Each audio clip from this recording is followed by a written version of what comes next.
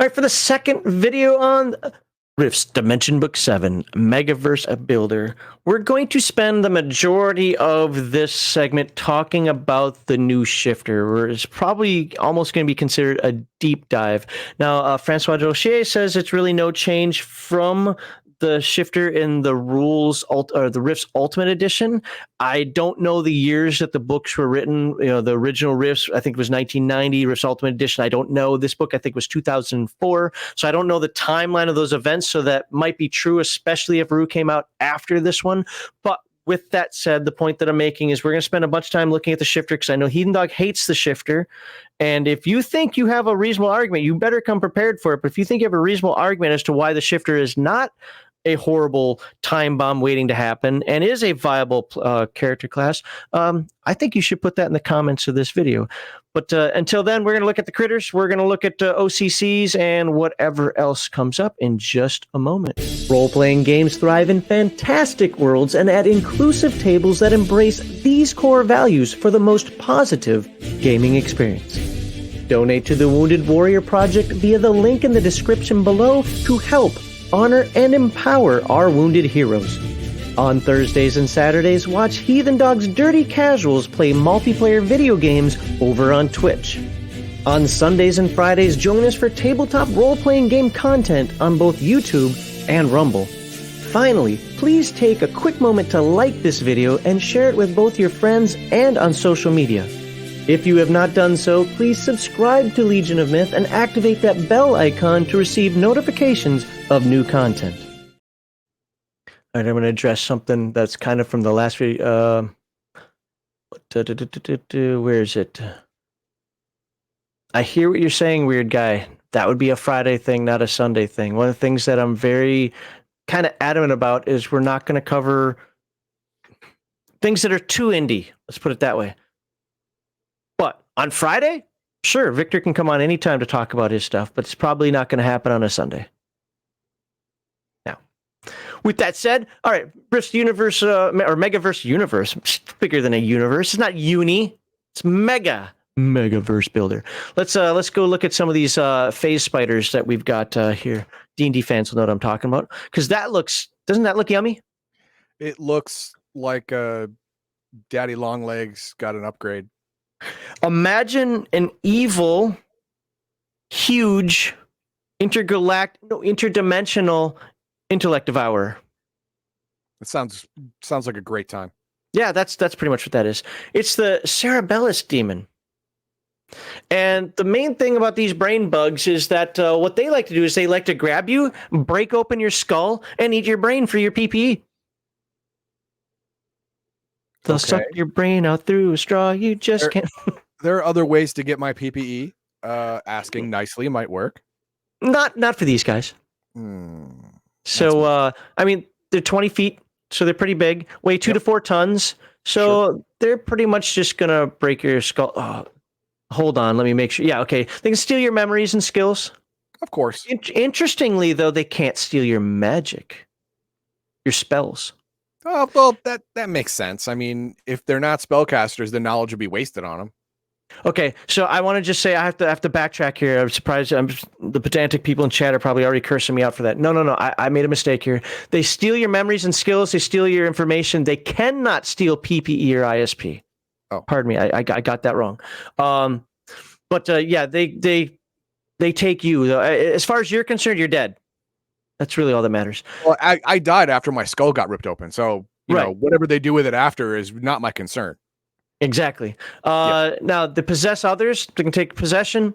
And true possession, this is the one I want to read, pretty much as above using the brain bug, but only in this case, the demon seizes full control of the bugged individual by transmitting a fragment of its life essence into the brain bug. Oh, they use brain bugs. Okay. So it's also kind of an alien intelligence. Yeah, a little bit. You know what? I know that's what alien intelligence do. They have fragmented essences. Vampire intelligences do that. I think it's considered a demon, though. Where is it? Because one of the things we're going to talk about is considered an alien intelligence. I don't see it here quickly. Oh, considered a greater demon or demon lord. Okay. So anyway, I don't want to get into all the creepiness here, not because I don't like it, but because I want you to be surprised if you're playing the game and let your game master, come up with some weird things that he does. But it's half Wrath of Khan, it's half Intellect Devour, and I'm going to do bad math here. It's half horror from Earth Dawn. It's like all of the above. It's all around a bad time. Yeah, it's all around a bad time, exactly. So Nexus spiders, thank you. Nexus spiders, here are the ones that are more like the, if I remember correctly, these are the phase spiders from D&D. They need to feed on PPE from living beings. The problem with these things is they're really not all that strong. Okay, in Rift's terms, they're really not all that strong and smart. However, when you try to fight one, they just phase out of existence. So you're like, oh, damn it. And then it munches on you some more. Great. Yeah, so good luck. They can create a displacement storm. Isn't that awesome? We talked about those in the last video. Yeah, those are good times. Yep, they have a paralytic bite. They can stick you in a web. They can turn invisible. They can ghost and become intangible. Yeah, good luck fighting them. Yeah, but can they julienne fries? Apparently, probably they can. I don't know. Oh, they can sense PPE. That's like julienne fries, right? Well. So, all right. Moving on here, we're going to look at the rifts. The Rift Demon are so named because they use leyline energy to hide and ambush unsuspecting prey along ley lines and especially at leyline nexus points. They use their formidable leyline magic to wreak chaos and mayhem for no other reason than to cause pain and suffering, and no one knows what they're about. Also known as a Phase Demon. They've got pretty decent stats. They're huge. 1,000 pounds, 12 feet tall.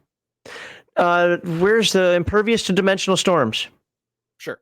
Makes sense. I mean, if you hang out inside rifts, you got to be that. You got to be that. Yeah.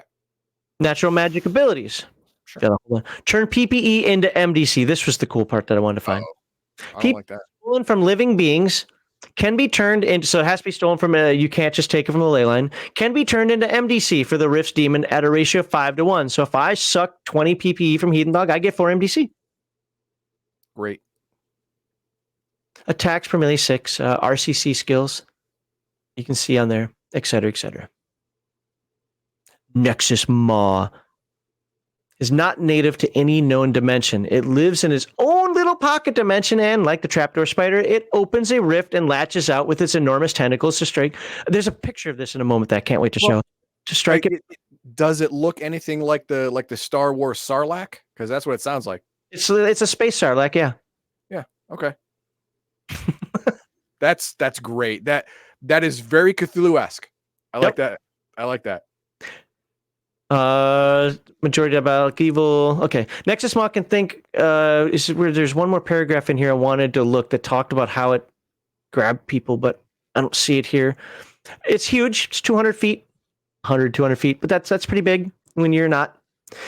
PPE is 1d6 times 1,000 plus 1,000. So it's got the ability to do a few things. I think that's all in here. Yeah. Because we're going to focus a lot of time on the shifter. Now, I'm not going to read every paragraph here, but we're going to really focus on the abilities. And the reason for that is because the next OCC we're going to cover really incorporates all these abilities. So instead of reading them again or going, we should have looked at that the first time, we're just going to look at it. So initial spell knowledge. What spells do shifters know? Right off the bat, here you go. Boom. Just here, I'll zoom in on it so people can read it. We're not going to read them all. Learning new spells. What's that noise? It's me and my dice. Oh, okay. I'm trying to mess with my dice to take away from the fact that I'm actually looking at the shifter again. Ugh. Okay. Starting at level 2, the shifter can choose one spell from the following list, plus one summoning or protection spell also in this list. And you can see the list there. All right. In addition, shifter can select one non-dimensional related or control-based spell, but are limited to spells equal to or less than the shifter's current level. For example, a third level shifter is limited to spells, invocations from levels 1 through 3, if it's not on that list. Sure. Dimension sense. Shifters are innately attuned to dimensions and dimensional energies. After only a few minutes of concentration, typically a d6 plus 2 minutes, the shifter is able to tell the type of dimension, whether it's infinite, parallel, or pocket dimension, how dense a dimensional fabric is, weak, permeable, strong. Remember, we talked about this stuff in the first video. Mhm. If the dimension or world can support human life, whether it's rich or poor and magic artificially created, pretty much all those things that we rolled up in the first video, the shifter can determine. It's a base 35 plus 5 per level of experience. It's not very good odds. Well, this is one of the things, and I started thinking about this. You know that one of the things that people complain about with Palladium is that the percentages are so low. You're really set up to fail. And one of the things I argue against that is like, no, you're supposed to put yourself in a position where you get bonuses for it, extra time. Especially in combat. What's that? Help. Yeah, help. Assisting. Yeah, someone assisting. The things that you can do, but this is one of those areas where that's just not likely. No. And so I have to say that, yeah, a 35% chance, but he's only a first level shifter. I get it. For a game that is so front loaded, though, sometimes I think the percentages are way too low. I really feel that way about the Palladium Fantasy Priest, for example. I'm not complaining about the game. Again, a lot of that stuff. And why do I say the priest? Because you can't get help for that. There's no if I'm holding my Bible, can I get a plus 10% on this or something? I'd be like, yeah, that's cool. This is one of those areas where I really think that even a first level shifter should have a 50% chance. I think that's reasonable. Now, all right. But he can try again in 24 hours or after he sets foot in the place. I'm not after going you step there. in. That is something a dumbass shifter would do. Well, I'm not sure what's going on, but I'll probably figure it out if I walk in. Right. Dumbass. So, all right. Furthermore, when reading the dimensional portal, the shifter will get a sense if the rift will close soon. I hope so. It was opened deliberately or a random occurrence. Oh, crap. I think I missed something in here. Oh, yeah. Don't worry about it. Nope, I didn't. I actually didn't. Combat note. Shifters can use dimensional sense to detect when a dimension type spells are cast. This can be a big edge in combat, especially when confronting another shifter. First, a dimensional sense must be rolled at the shifter's normal skill level during combat. 35% at first level. Good luck. This uses up one of the melee attacks as the mage momentarily opens himself up to the dimensional energies. A successful roll under the current base skill level means the shifter will detect any dimensional-based magic, including teleports, opening portals, etc., that occur during that melee round. Those dumbass spiders. What's that? Those dumbass spiders that are phase shifting everywhere. Yes. So you do it for one. It takes one action or one attack, right? But it lasts the entire round.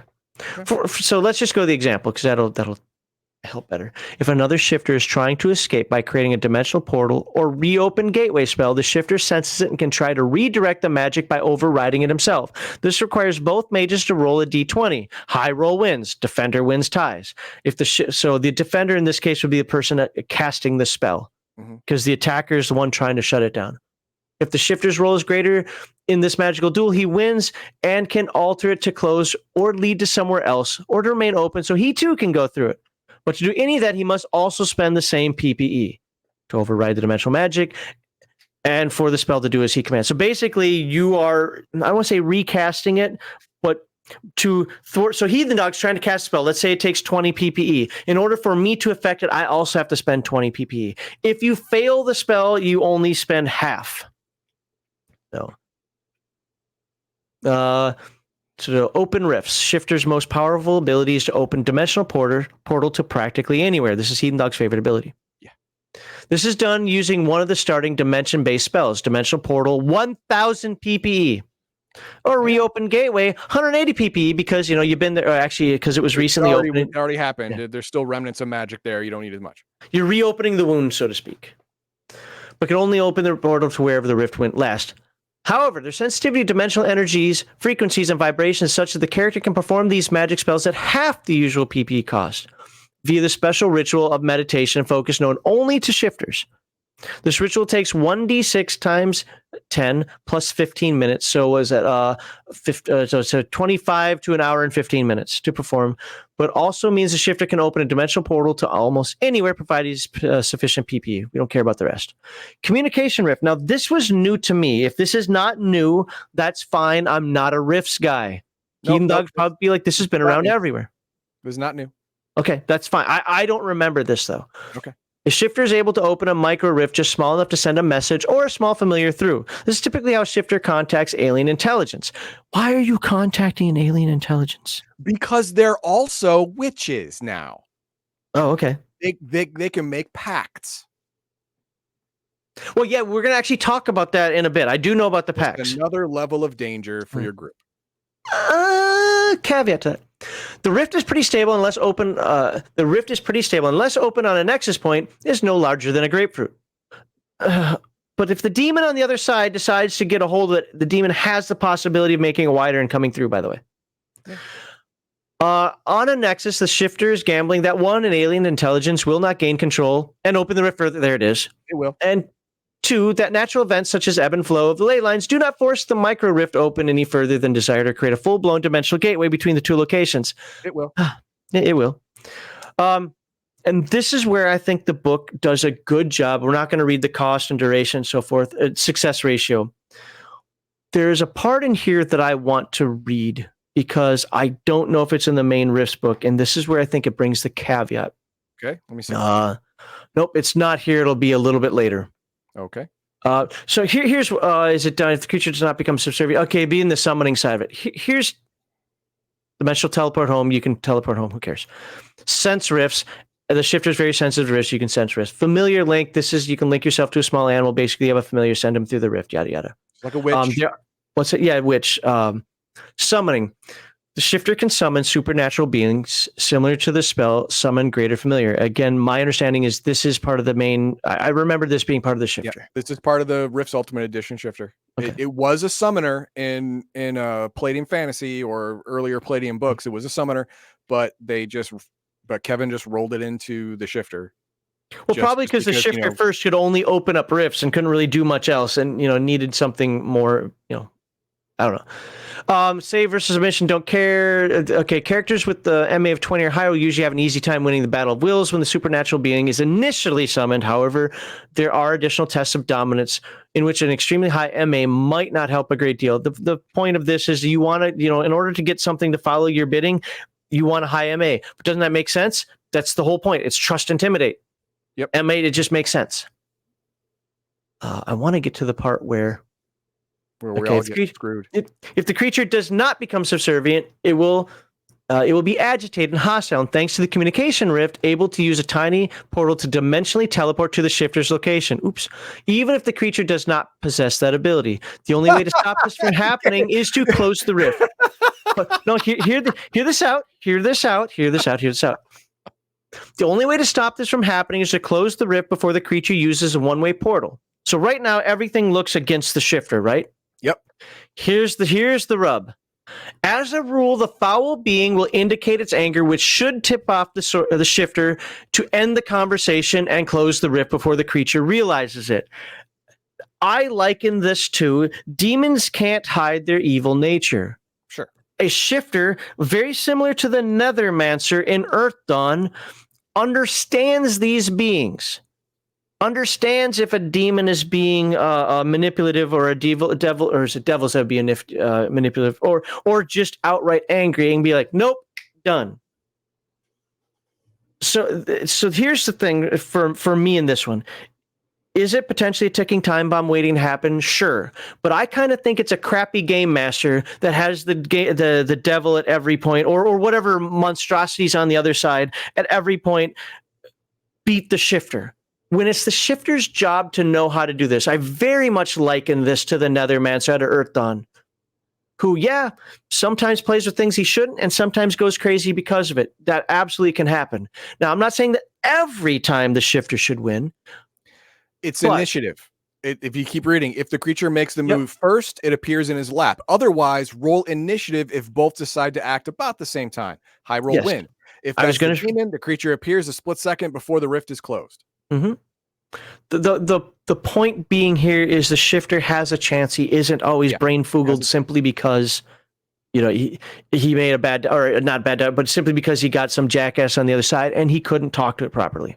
There's also another thing that we're going to read in a moment that talks about that shifters know how to manipulate the demons. Okay. So, so what happens next will depend on the creature and the shifter. Most other dimensional beings are glad to be in the world of man and will make a dash for the first door or window, especially if they think the shifter could be a dangerous opponent. Of course, if they want the shifter stuff, they'll just pummel them to death, right? Yeah, exactly. So I want to skip to the part where bargaining, blah, blah, blah. All right. Actually, I guess I will read this. If the shifter overpowers the monster, beating it in combat with magic, cunning, trickery, or physically, focus on that cunning, trickery part. Yeah. I mean, it's a whole like, if you die, you play a game with the devil to return to life type thing. But in this thing, you play a game with the devil to get service out of it. Right. The mage is in a position to bargain, offering to spare its life if it agrees to serve as his servant henchman. Now, why would a demon ever agree to that? I'm stronger than you, mortal. Well, we'll get to that in a moment. And to me, it's very important. The time period can be days, weeks, months, years, or until a particular task is accomplished or some event happens. These last two are the best for two reasons. It doesn't sound like a long time to an alien being. 5 years is a long time to us. It's not a long time to an elf, is it?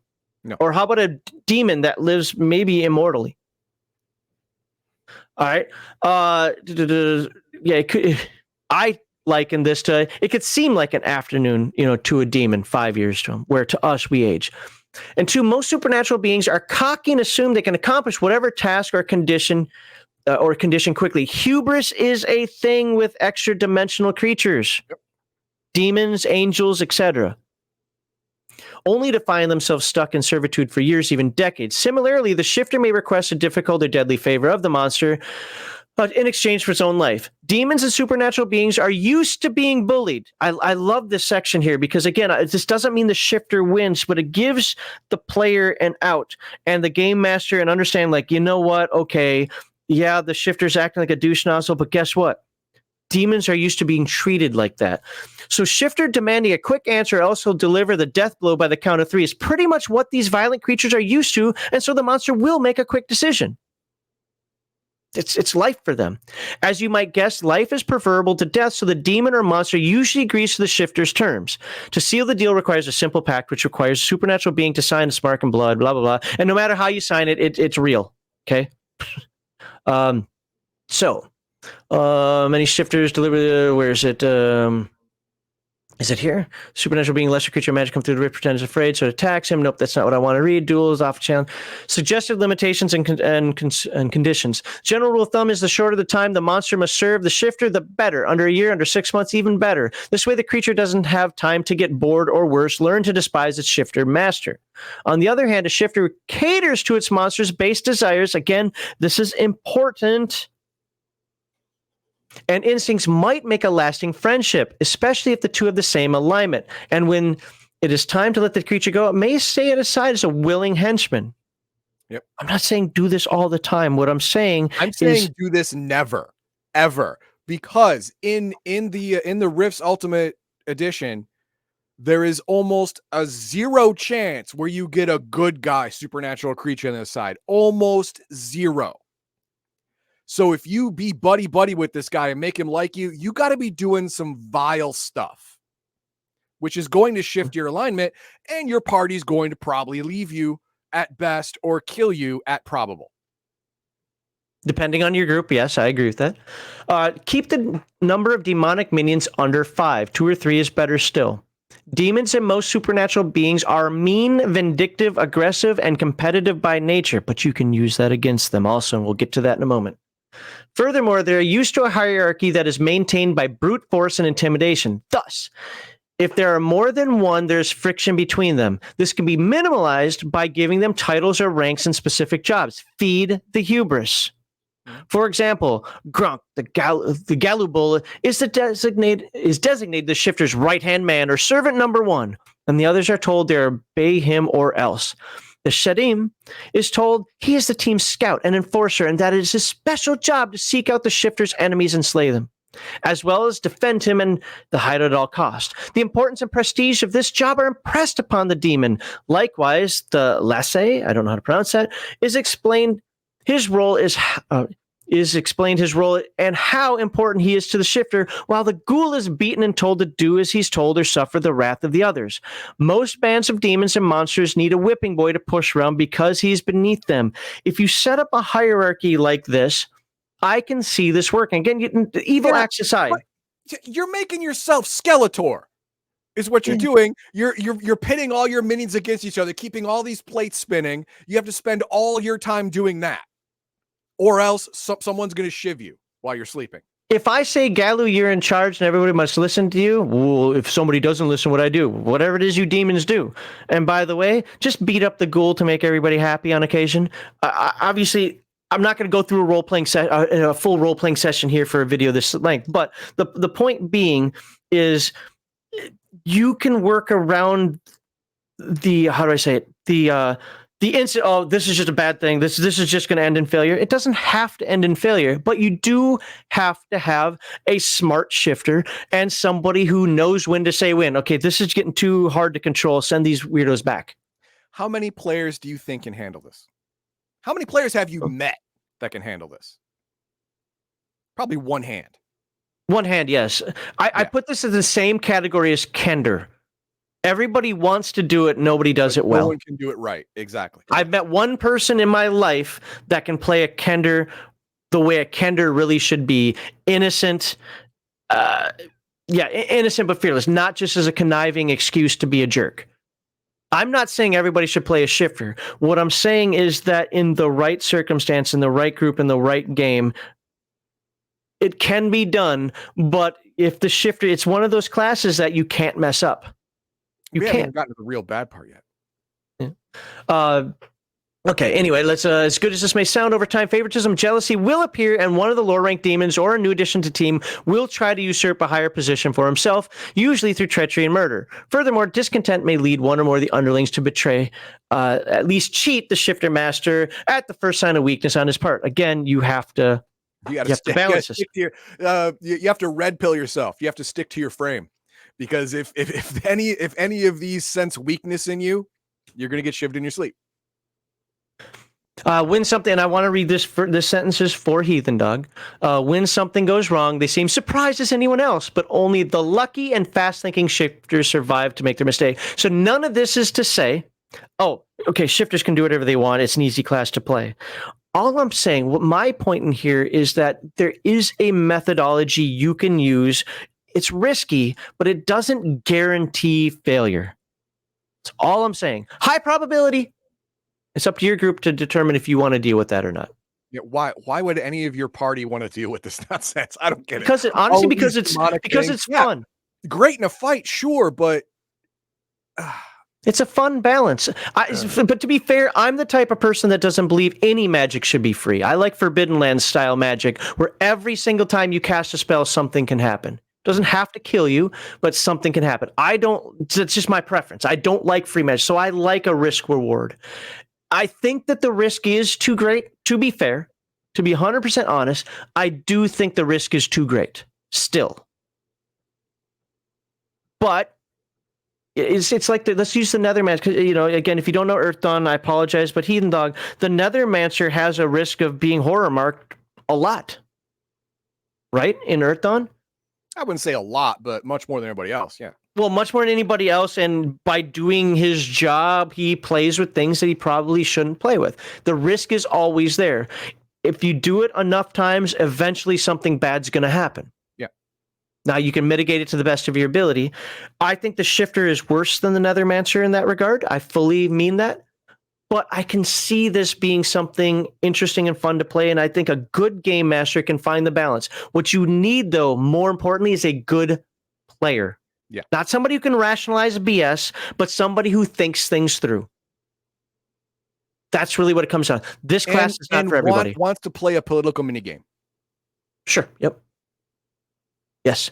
All right, let's move on here. The new guy should always be at the bottom of the hierarchy, otherwise others will feel slighted or betrayed. Again, lots of little tidbits that it's saying here, like, hey, if you want to survive a little longer as a shifter. No, that is not always going to be true, because as you get higher in level, you're going to be able to best greater supernatural creatures. So you got demons to follow you at levels 1, 2, 5, and 7. Now you're level 10, and you got a Balrog.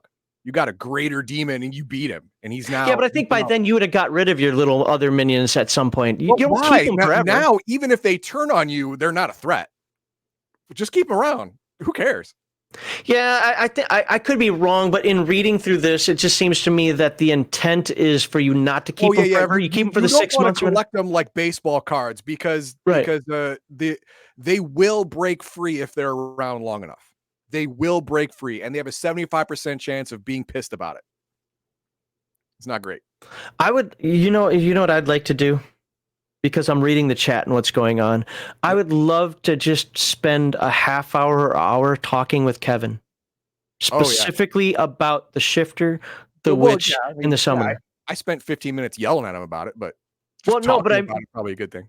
But I mean, but actually talking about the premise and because if it is meant to just be an NPC class, if it is just meant to be an optional thing, well then. It originally, the summoner was optional and the witch was NPC only. Throughout the years, they went from optional to fine, and the witch went from NPC only to optional, and then from optional to wherever. Let me say this another way. To me, if something's in the core book, it's core. It's meant to be played. Not that you have to. Game Master always has the right to limit, just like I do. Like dragons and so forth. I know a lot of game masters say no to that. My point though is that this is a core class in the main book. There's got to be a reason for that. And instead of just having a 5-minute, hey, what's about the shift? Well, you can roll. I mean, because that was Kevin's response. It could be a fun role-playing experience. And I agree with that, but that's for a very small group. That's also for a very certain type of player. I would love to see, because conceptually, I really, really, really, really, I can say it more times, want to like the shifter. This is my type of class to play.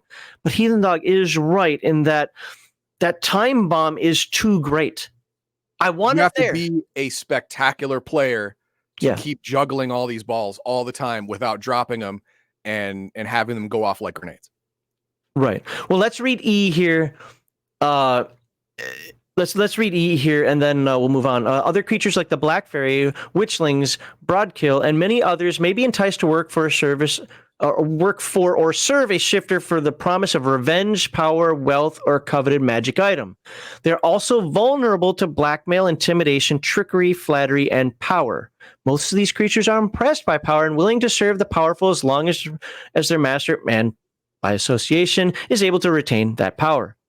Any of which may convince them to serve. The point here, again, I don't know if these notes are in the main Rifts book. I didn't look up the main shifter before this. I don't recall this paragraph, but it makes sense because a lot of the books that came afterward and when they fleshed out the society of the Broadkill, the Black Fairy, and the Witchlings, they are the bottom of the evil supernatural totem pole. They are used to getting beaten down. Yes. And if you keep your frame, if you display power and authority at all times, they will follow you. And they will do so happily because for untold millions of years, their entire race has been a servitor race. That's what they do. They follow stronger demons. If you're as strong as a stronger demon, they'll follow you. They don't care. But do not slip up. Do not give a little kid candy. Do not do anything nice in front of them. Don't do it. They'll see it as weakness. Can you start that last comment by Weird Guy? Because I disagree with it. Well, I agree partially, I should say. All right.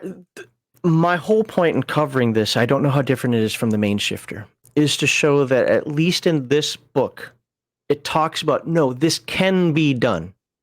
And don't just say it's automatic failure. At some point, everything's going to explode in your face. Chances are it's still going to happen. But you can bargain with the devil. I've seen, and this goes back to games like Dungeons & Dragons or Dawn, whatever, where people are like, well, it's a demon. It's smarter than you. It's been around for 1,000,000 years. Well, the whole point of this class is to actually be able to affect that. It's like the Nethermancer and Necromancer. Yes, a vampire might be stronger than a Necromancer, but you know what? The Necromancer has studied vampires.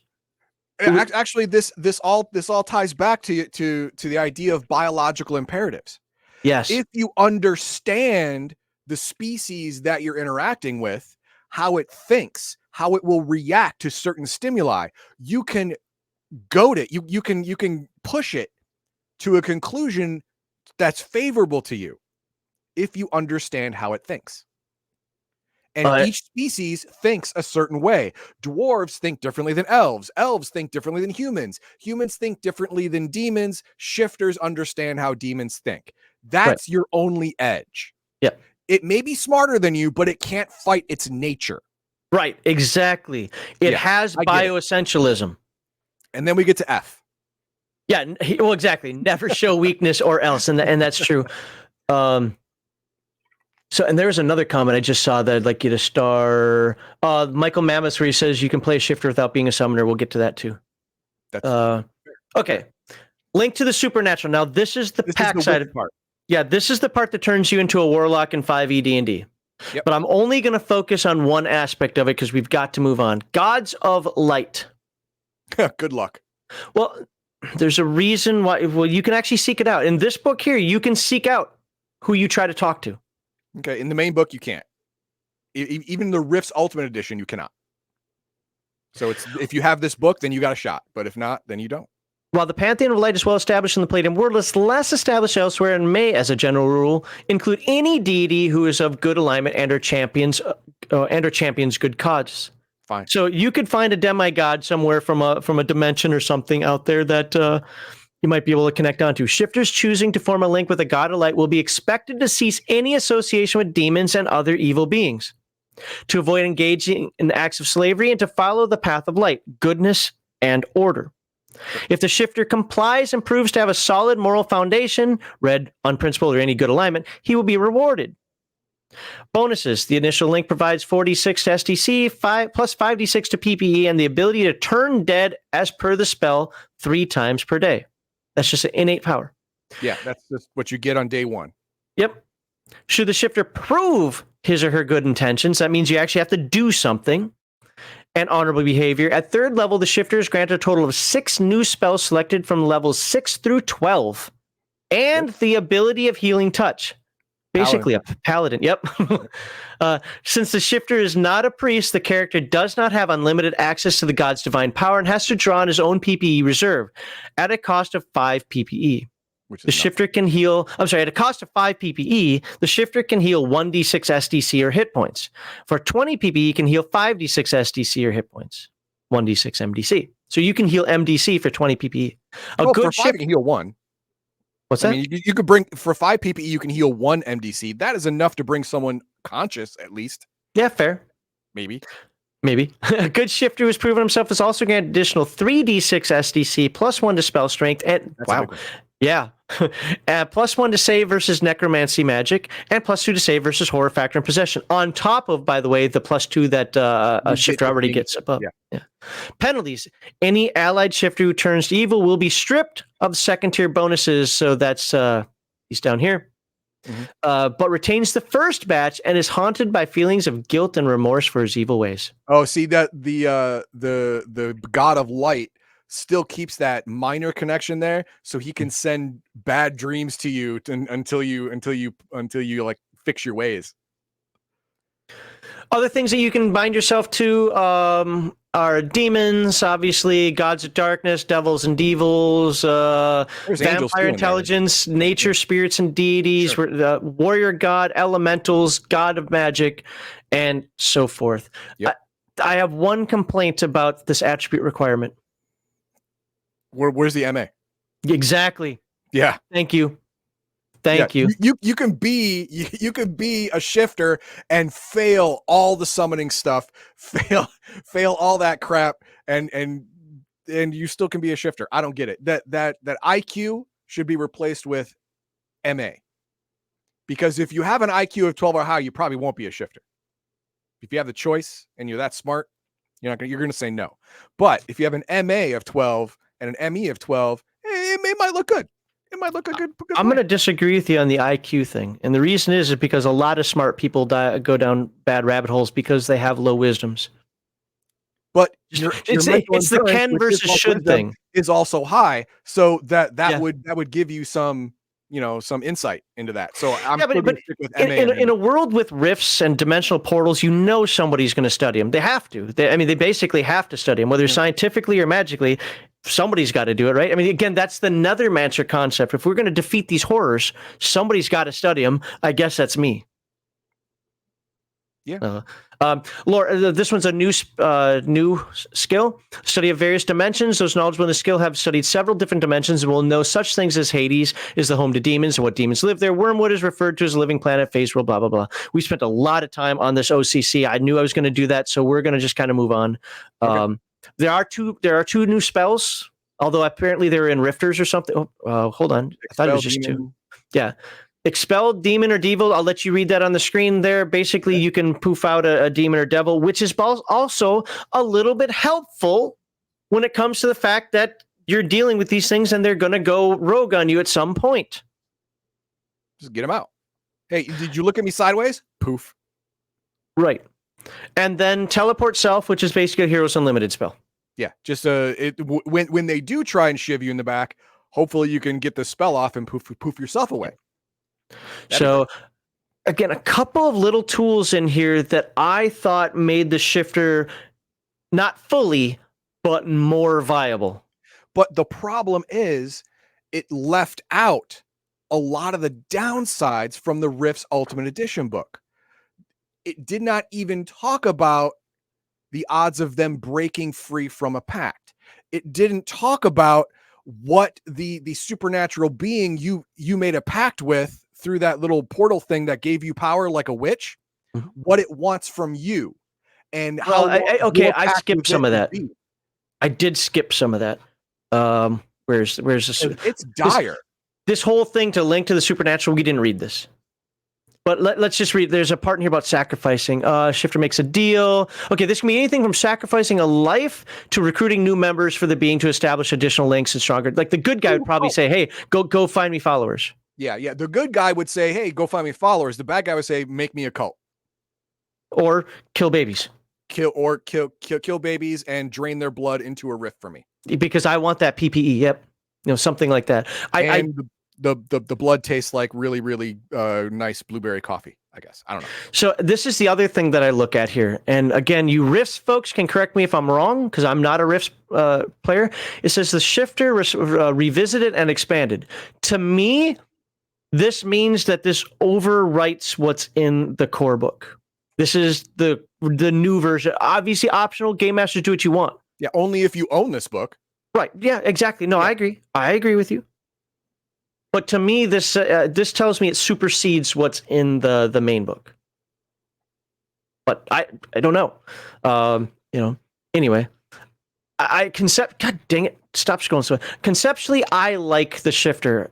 In practicality, I lean towards Heathen Dog, or I say, it's unexploded ordnance. Yeah, treat the shifter like unexploded ordnance. Kid gloves. It could go off anytime and ruin your day. If the stuff would happen to the shifter, kind of like Dungeon Crawl Classics or Forbidden Lands, I would have less of an issue with it. But this is stuff that is group affecting. Yeah. It can ruin your entire party. All right.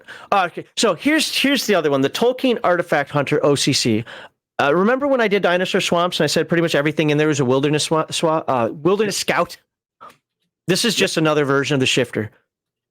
It's a guy that just decides that he's a little bit more going after artifact. He's an explorer. Instead of worrying about controlling demons, he just wants to go see what the heck is out there. Excuse me. So you're going to see almost all of this is same as the shifter because he's just a shifter. Except for his, where's the bonus? Artifact Hunter, or Dimensional Teleport Home, is far more attuned to a native dimension than any other. Even the shifter and can teleport home or to any one of a dozen secret lairs or safe houses at a cost of 125 PPE. That's pretty cool. You're what's your name? Laura? Yeah. You're Laura Croft, except for you can just teleport home when you're done. Yeah, but it's just you, not your party. Just 100%. You. Yep. Sense Rifts. No, that's not. There's one of them where the bonus is a little lower. Where is it? I can't find it. One of the bonuses in here, maybe it's down. Oh, it's down here. Lore dimensions is instead of plus 20, it's plus 10, if I remember correctly. Okay. So, and Violent Selves Everything is giving us the dates for the books. No, I looked it up too. Yeah, I was going to tell you. Yeah, this book came before Rift's Ultimate, so Rift's Ultimate super. Technically, yeah. It technically is more current than this book. Fair enough. Fair enough. All right. Artifact, you can see the skills, et cetera, for here. Let's just scroll up real quickly. There you go.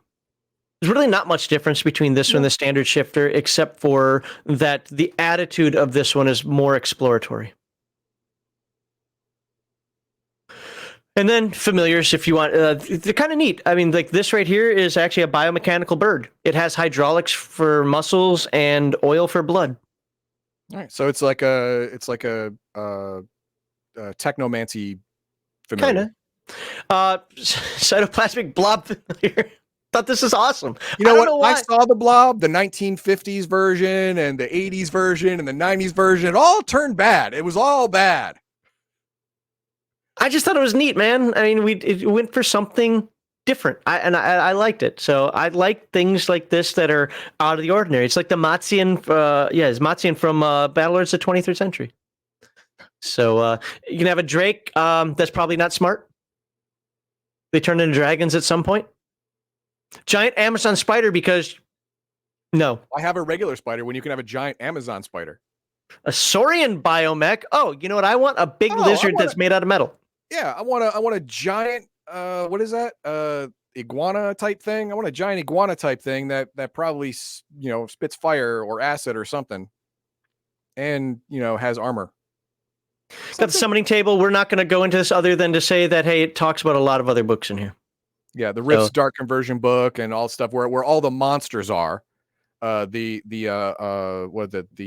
Gods of the Multiverse, the Dark Conversions book, the Conversions book, all of that has all the monsters and stuff in it that you could possibly summon. So here's what I decided. I'm not going to cover this next section. We're gonna breeze through it right now, and the reason for that is because I don't want to do a third video on this, and really there's not enough time to dive into it here. So either way, you wouldn't get the type of information that you need, but I am going to scroll through it because there's one I kind of want to quickly just talk about. The Megaverse, what this does is it gives a little bit more lore, a little bit more how to see it from a traveler's perspective for some of the dimensions that you already know and some that you don't. So it does talk a journey to Wormwood. Where's it? Dimension excerpt from the book. Phase World. There we go. Yeah, these are probably all excerpts from books that already existed from other world books or dimension books. Just put here to give context on all the different kinds of worlds that you and your shifter could find yourself in. Just remember, always have yourself a towel. So GM tips on dimensional travel. Maybe I should read this, but I just don't have time. Great tips here. Basically, it says don't overthink it. Have fun. Use the parts you want to use. Don't use the parts you don't want to use, and go with it. Rifts is the kitchen sink role-playing game. At some point, it's going to make sense whether it does or not, okay? You can use anything, but using it all, probably a bad idea. Right. Dimension Spires, we're not going to talk about that. It's just pyramids. Just pyramids, but they're in different form. And this is a new one, and it goes into goes into a lot of information here and adventures that you can have with the hook, line, sinker. Look at 1, 2, 3, 4, 5. Was it 6 or 7 adventures for that? I love that. I love the fact that not only do they describe the dimensions in here, but they also describe here have not just one adventure. Here's 6 adventures. I think that's cool. Yeah. The Great Machine. This is the one that I actually wanted to look at for a moment. You're on a plane that is just a machine. Millions and millions and millions of miles of just walking through a machine. Actually, I don't remember how big it is, but because remember, it's a dimension. We're not just talking that you're in a big building. Even a pocket dimension it can be millions of miles across. Yes. To be fair, though, it could also be really small. But yes. Ultimately, the Great Machine is the equivalent of an alien intelligence. Yep. So what does that mean? Well, it means there's a lot of reading here. Okay. Yeah. That I don't have time for, but it's got defenders. A lot of stuff that you can do. You can build your own robots. We're going to move on because where's it? Programming. Nope. you can see the chart here for the types of stuff that you can have in the game. Brain nose, pools of metal. That sounds fun. T2000, that thing. Yep. Oh, isn't he cute? No. Okay. Adventure ideas again. Machine versus machine, trapped, all types of hook, line, and sinkers. But imagine 1,000,000 miles worth of just walking through conduits and machines and make circuit boards and whatever else. Or Kokushuko says Cybertron, or kind of, or the other guy. What was Unicron. The one that wanted to eat Cybertron? Actually, it is more Unicron because it's alive. Unicron, that's it. Yes, Unicron. Yes, a living machine. Yep. That just wants to eat everything else and keep itself alive, propagate itself. I don't think it wants to eat. It's just a dimension of a big machine. Well, and you're an invader. Okay, it wants to eat you. Well, keeping with the Transformers reference, the garbage pit dimension. Hey, the Junkions. Yep. But this is where we're going to get to the last O.C.C. and then we're done with this video. So, we're not going to go into it. Sorry. Okay, good. It's an overview.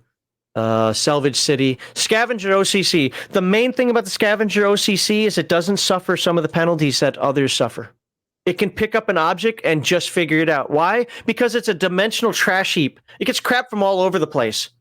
These people either live there or somehow got dumped there as a kid. Trash? I don't know. And they live in this environment. The cool thing about these guys is that they can understand pretty much anything, and they can jury rig anything. They're living Junkions. Yes. Knack with alien technology, concealment and hiding garbage. I thought that was hilarious. Enhanced endurance, enhanced navigation. Why? Because junk heaps don't have the biggest landmarks out there. Yeah, not a whole lot of signs. Well, that stay put. Right. Well, fair enough. Yeah. So, all right. That is all we're going to talk about in here. You can explore the Palladium Megaverse after that. I know this one was a little bit long, but really want to dive into that shifter a little bit. And okay, you know what? The folks that are out there that say, hey, this book came out, because you're right, it came out before the Ultimate Edition, so Ultimate Edition beats this one. I'm not going to argue with you on it. What I like, though, is that this was more than just, where's my, can't find it. This was more than just shifter's bad. Every time you summon something, you're going to get eaten. It really put information in there that gives you a little bit more survivability. As the shifter. In the short term. Yeah.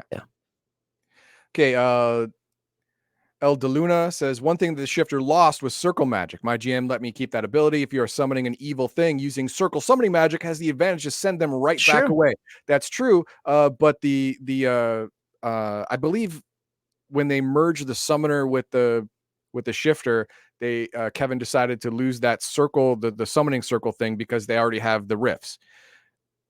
Okay. So they had, if you gave him a summoning circle, that means the initial danger is very mitigated.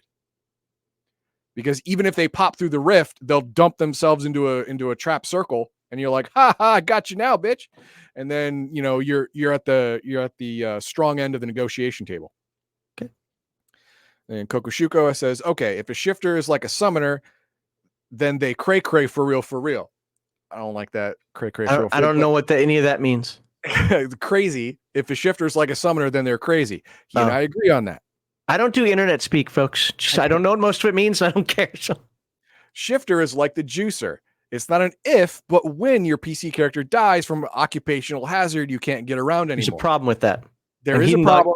The juicer is definitely going to die in D6 whatever plus years, or D4 whatever plus years. It's going to happen. If you are smart enough, you never drop your frame, you never let your guard down for a second, you can survive a summoning. You can.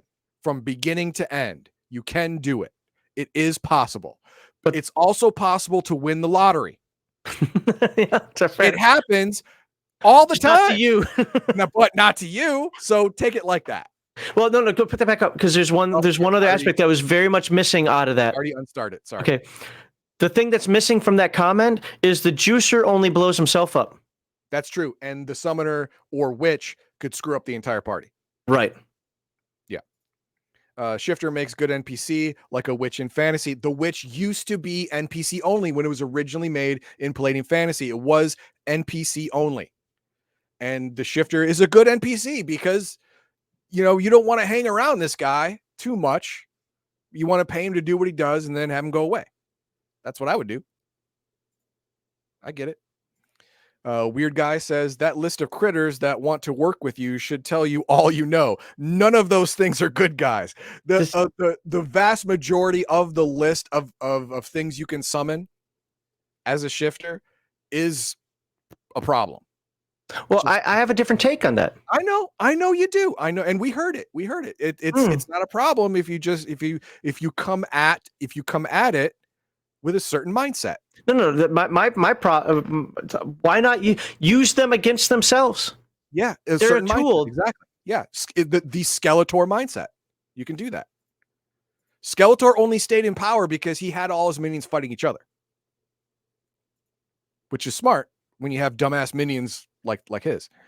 Weird Guy says, I do like the fact that Palladium Books does not shy away from including evil classes like Diablos. Diablos is not evil. The other ones I agree. Shifter, Diablos is not evil at all. Witch Doctor, definitely evil. Vampire, that's an RCC, but also super evil by nature. Yeah, I mean, Kevin likes the idea.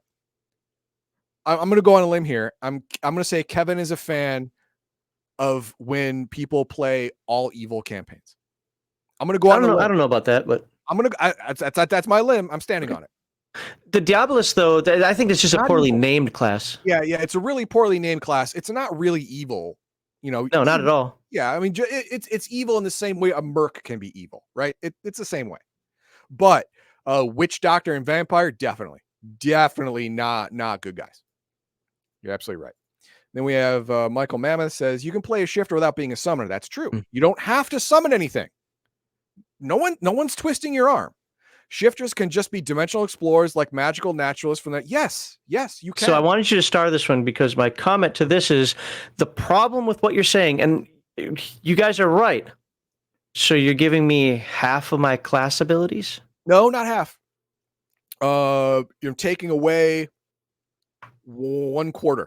Okay, again, I'm not counting the math. I'm just saying it is a big part of what the shifter is, and that's like saying you're a druid that doesn't have animals or doesn't have spells, or you're a ley line walker with half your body cybernetics kind of thing. It's like you're really cutting. Bad, but we get your point. Yes, I mean you wouldn't want to play an O.C.C. with built-in hamstrings. Right. Built-in limiters to what you could possibly do, even though those limiters are there like training wheels to keep you alive longer, but you may not want them, and I get it. That's why I just don't allow it. I don't allow shifters. I just don't. Rather than hack and slash a class apart, take my book and put lines through everything that I don't like, I just say no. I understand where he's coming from. Because as a player, you read all the stuff that daddy's not giving you, right? And you're understandably pissed. I get it. Just don't allow it at all. And I'd like to say thank you to David McCohen. Appreciate that. Thank you very much. You now have access to more things because we now have more things going members only. That's right. And that is all. Cool. All right, well, that's it for Rifts. That's it for my overviews. I don't know how you guys thought about them compared to Heathen Dogs. I will openly say I thought Heathen Dogs' overviews were better than mine. Yeah, so, but your mileage may vary. Oh, here's a like, subscribe, share thingy. Let's get that up here. Boop, there. Just like, subscribe, share. Don't know what I'm going to cover next week. Don't know what Heathen Dog's going to cover next week, but we'll cover something. We'll talk about it after the stream. But appreciate you guys. I hope you like Megaverse Builder. But my final comment on the Megaverse Builder is I think Francois de Rochier said it very well. This is a book for game masters. It's not a book for players necessarily. Not that they can't have it. It's just there's not much in here for players themselves. But it is a fantastic book if you're going to do a dimensional hopping campaign. If you're not, probably not much use of it, but absolutely fantastic. I loved it in the same way I loved Transdimensional TMNT, same way I loved the Aliens Unlimited book in terms of all the options that you could roll up. So it's just great for the repertoire. So I think you should go out and get it if that is your cup of tea.